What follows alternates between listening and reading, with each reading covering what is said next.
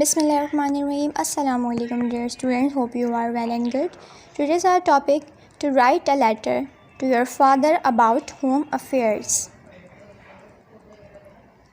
The examination hall, ABC Road, Karachi, and dated.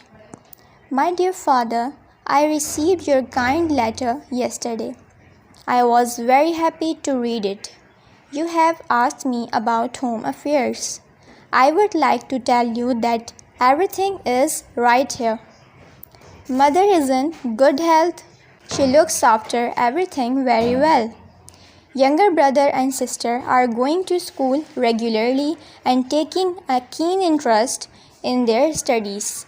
Actually, you need not worry about us in the presence of mother.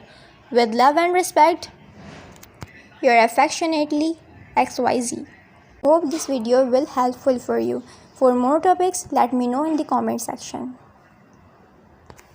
See you in the next video. Allah Hafiz till the next video.